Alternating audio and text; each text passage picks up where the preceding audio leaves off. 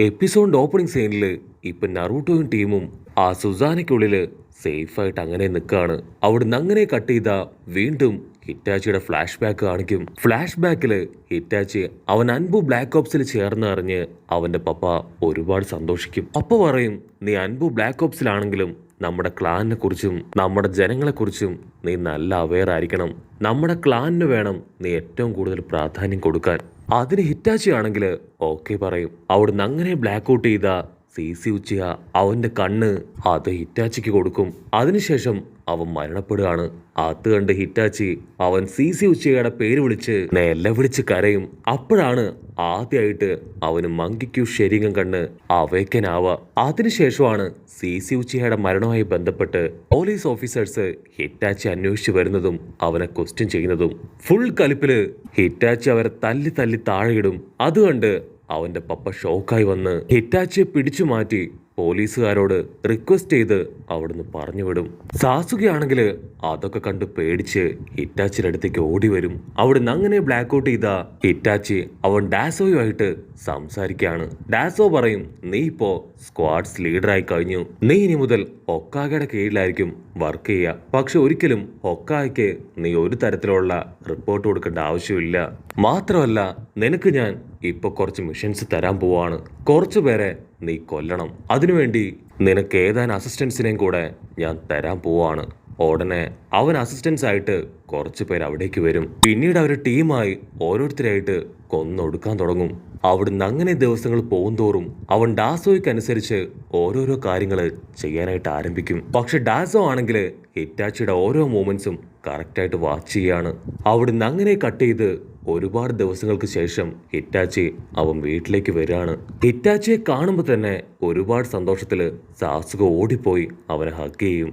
സാസുക പറയും, ചേട്ടാ എനിക്ക് ഇന്നു മുതൽ നിങ്ങൾ വേണം ട്രെയിനിങ് തരാൻ. അതിന് ഹിറ്റാച്ചി പറയും, എനിക്കിപ്പോ ആരോഗ്യമില്ല.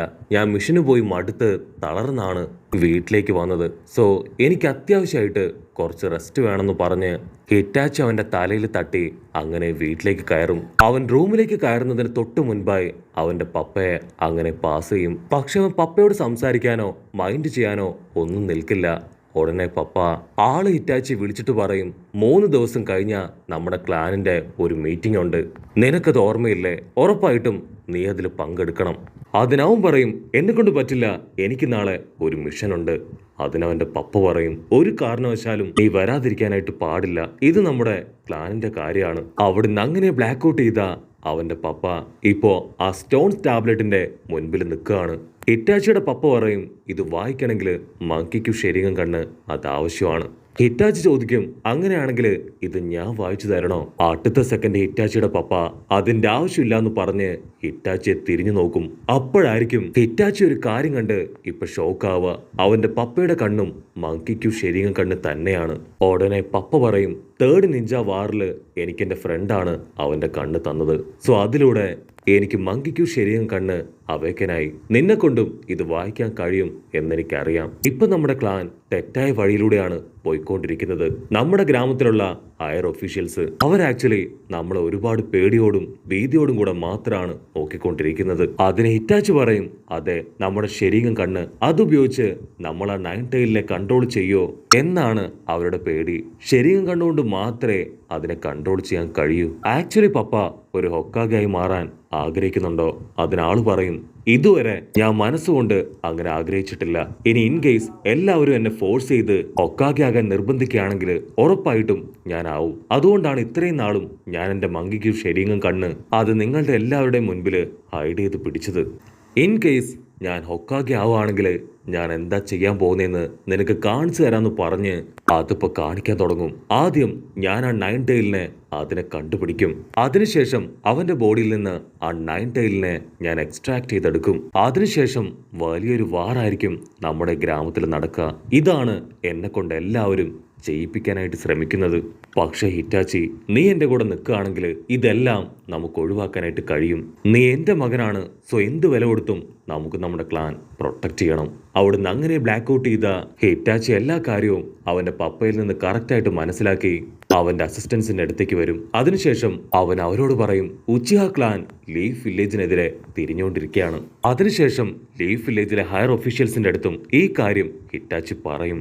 അത് കേട്ട് ഡാസോ പറയും എത്രയും പെട്ടെന്ന് ആദ്യത്തെ അറ്റാക്ക് അത് നമ്മുടെ ഭാഗത്തു നിന്ന് തന്നെ ആയിരിക്കണം. ഒരു കാരണവശാലും അവരെ ജയിക്കാനായിട്ട് അനുവദിക്കാൻ പാടില്ല.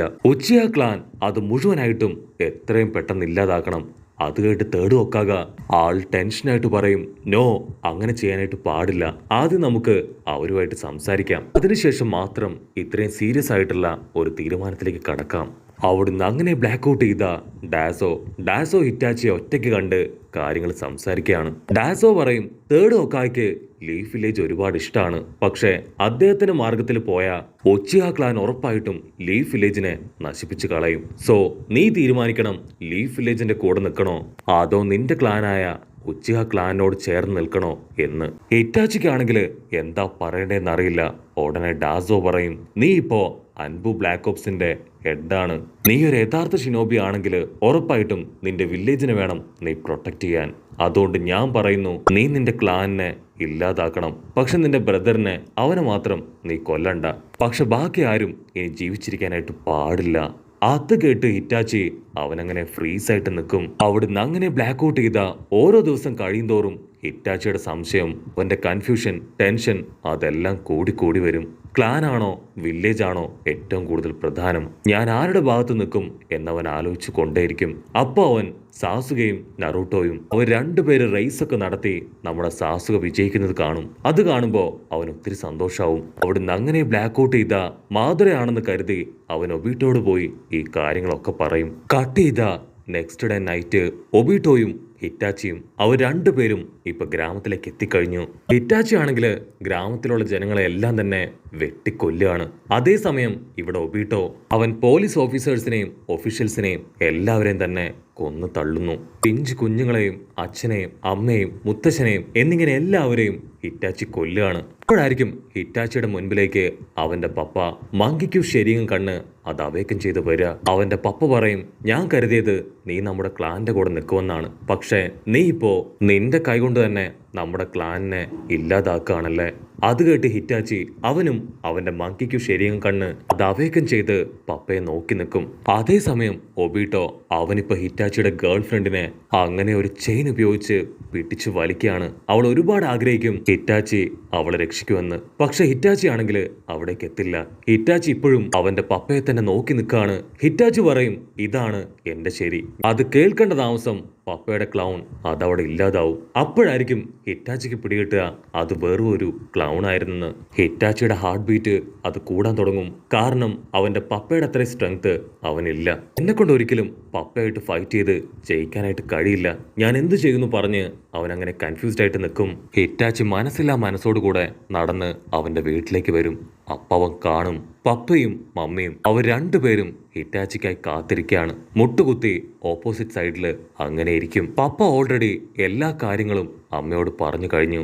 പപ്പ ഹിറ്റാച്ചിയോട് പറയും എന്റെ മകനോട് എനിക്കൊരു ഡെത്ത് മാച്ചിന് താല്പര്യമില്ല. നീ ഇപ്പോ ഓപ്പോസിറ്റ് സൈഡിൽ ചേർന്ന് കഴിഞ്ഞല്ലേ. ആക്ച്വലി നിന്നെ ഓർത്ത് ഞങ്ങൾക്ക് നല്ല ബഹുമാനം തോന്നുന്നു, അഭിമാനം തോന്നുന്നു. നീ ഒന്നുകൊണ്ടും പേടിക്കണ്ട. നിന്റെ തീരുമാനം എന്താണെങ്കിലും അത് സ്വീകരിക്കാൻ ഞങ്ങൾ തയ്യാറാണ്. പക്ഷെ ഒരേ ഒരു കാര്യം, നിന്റെ അനുജൻ സാസുക അവനെ മാത്രം നീ പ്രൊട്ടക്ട് ചെയ്യണം. ഏത് സാഹചര്യത്തിലും നീ അവന്റെ കൂടെ ഉണ്ടാവണം. ഹിറ്റാച്ചിയുടെ കൈകൾ വിറച്ച് അവൻ പൊട്ടിക്കരഞ്ഞ് അവന്റെ അച്ഛന്റെയും അമ്മയുടെയും കഴുത്ത് വെട്ടി താഴെയിടും. അവിടുന്ന് അങ്ങനെ ബ്ലാക്ക് ഔട്ട് ചെയ്ത ഹിറ്റാച്ചി അവൻ തേർഡ് ഹൊക്കാഗിന്റെ അടുത്തേക്ക് വന്ന് കാര്യങ്ങളെല്ലാം പറയും. എന്നോട് ക്ഷമിക്കണം, അങ്ങയുടെ പെർമിഷൻ ഇല്ലാതെ അതൊക്കെ എനിക്ക് ചെയ്യേണ്ടി വന്നു.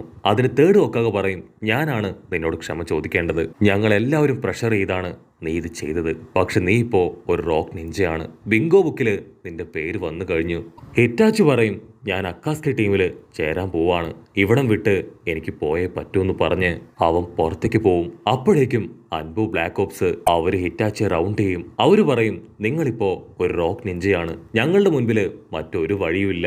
നിങ്ങളെ കൊന്നേ തീരുമെന്ന് പറഞ്ഞ് അവരിപ്പോ ഹിറ്റാച്ചിയെ അറ്റാക്ക് ചെയ്യാൻ തുടങ്ങും. അടുത്ത സെക്കൻഡ് അവരെ മുഴുവൻ ഒരു ഗെഞ്ചപ്സൂൽ ആഴ്ത്തി ഹിറ്റാച്ചി അവനിപ്പോ ഒബീറ്റോയുടെ അടുത്തേക്ക് പോവും. അതിനുശേഷം ഹിറ്റാച്ചിയും അക്കാസ്കെ ടീമിലെ ഒരു മെമ്പറായി തീരും. ഒറോച്ചിമാറു ഹിറ്റാച്ചിയെ കണ്ട് ഭയങ്കരമായിട്ട് വണ്ടടിക്കും. കാരണം ഒറോച്ചിമാറു ഹിറ്റാച്ചി അവിടേക്ക് എത്തുമെന്ന് തീരെ പ്രതീക്ഷിച്ചിരുന്നില്ല. അതിനുശേഷം അക്കാസ്കി ടീമിലെ എല്ലാവരും ചേർന്ന് പുതുതായി ഓരോ തീരുമാനങ്ങൾ എടുത്തുകൊണ്ടിരിക്കുകയാണ്. അപ്പൊ പെയിൻ അവൻ പതിയെ നടന്നു വന്ന് ഹിറ്റാച്ചിയുടെ ഹെഡ് ബാൻഡില് അങ്ങനെ ഒരു സ്ക്രാച്ച് ഇടും. നീ ഇന്നു മുതൽ അക്കാസ്കി ടീം മെമ്പറാണ്. അവിടുന്ന് അങ്ങനെ കട്ട് ചെയ്ത് അവരെല്ലാവരും ഒരു ടീമായി നിൽക്കുന്നതോട് കൂടെ ഈ ഒരു എപ്പിസോഡും അവസാനിക്കുന്നു. എപ്പിസോഡ് ഇഷ്ടപ്പെടുകയാണെങ്കിൽ തീർച്ചയായിട്ടും ലൈക്ക് ചെയ്യാനും കമന്റ് ചെയ്യാനും ഷെയർ ചെയ്യാനും മറക്കല്ലേ. അടുത്തൊരു അടിപൊളി എപ്പിസോഡുമായിട്ട് കാണുന്നവരെ ഇറ്റ്സ് മീ വിത്ത് മല്ലു വെബിസോ.